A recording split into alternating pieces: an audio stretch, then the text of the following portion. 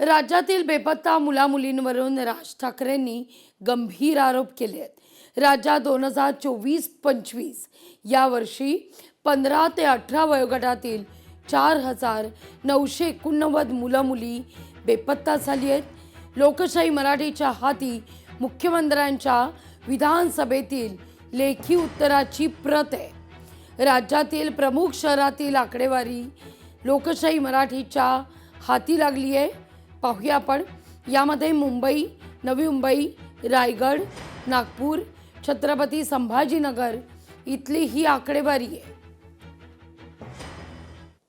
एनसीआरबीच्या आकडेवारीनुसार महाराष्ट्रात दरवर्षी, हे मी तुम्हाला विधानसभेतलं सांगतोय आकडे, विधानसभेमध्ये आता मुख्यमंत्र्यांनी त्यांच्या भाषणामध्ये सांगितलेले आकडे सांगतोय तुम्हाला। एनसीआरबीच्या आकडेवारीनुसार महाराष्ट्रात दरवर्षी साधारण 4,500 ते 5,500 मुले बेपत्ता होतात। काय होत असेल त्यांच्या आई वडिलांना? 4,500 ते 5,500 मुलं बेपत्ता होता। हा महाराष्ट्र, असा होता महाराष्ट्र।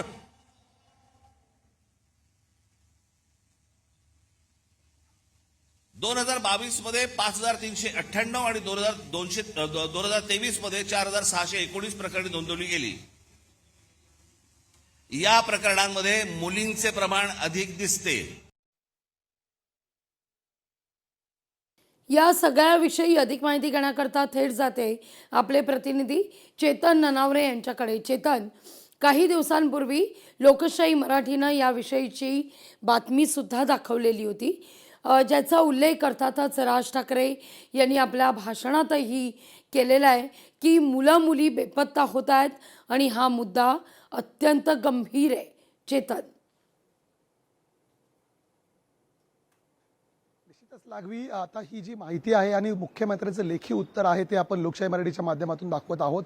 विधानसभेमध्ये 24 फेब्रुवारी रोजी म्हणजे अधिवेशन सुरू झाल्यानंतर दुसऱ्याच दिवशी हा प्रश्नोत्तराचा कालावधी होता, ज्यामध्ये सर्वपक्षीय आमदारांनी हा प्रश्न उपस्थित केला होता। मग त्यामध्ये भाजपचे आमदार प्रशांत ठाकूर असतील किंवा काँग्रेसचे आमदार विजय वडेट्टीवार असतील, शिवसेनेचे आमदार मंगेश कुडाळकर असतील, असं वेगवेगळ्या आमदारांचा समावेश होता। मात्र याचं लेखी उत्तर ज्यावेळी समोर आलं त्यावेळी सगळ्यांच्याच प्रश्नाचं उत्तर जे आहे, जे कोड आहे ते सुटलेलं पाहायला मिळालं। कारण ऑपरेशन शोध असेल किंवा अँटी ह्युमन ट्रॅफिकिंग सेल असेल, याच्या माध्यमातून ऑपरेशन मुस्कान असेल, अशा वेगवेगळ्या ऑपरेशनच्या माध्यमातून मुंबई पोलिसांनी जवळपास 96%हून अधिक मुलामुलींचा शोध घेतलेला होता। यामध्ये कारणं देखील समोर आली होती। अनेक वेळा पालकांबरोबर झालेल्या भांडणांमुळे मुलं मुली आहेत ते घर सोडून निघून जातात।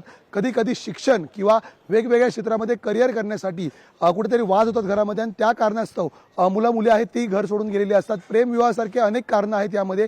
याच कारणास्तव 15 ते 18 या वयोगटातील अल्पवयीन मुलं आणि मुलींची संख्या पाहिली तर ती मोठी पाहायला मिळते। मात्र जवळपास 96%हून अधिक मुलामुलींना शोधण्यात देखील या वेगवेगळ्या ऑपरेशन्सच्या माध्यमातून पोलिसांना यश आल्याची माहिती देखील मुख्यमंत्री देवेंद्र फडणवीस यांनी आपल्या लेखी उत्तरामध्ये दिलेली होती। मग यामध्ये जशा प्रकारे तू समावेश केला, मुंबई असेल, नवी मुंबई असेल, छत्रपती संभाजीनगर किंवा नागपूर असतील, या प्रमुख शहरांमध्ये आकडेवारी पाहिली तर जवळपास काही ठिकाणी 100% मुलं मुलींना शोधण्यामध्ये देखील पोलिसांना यश आलेलं आहे।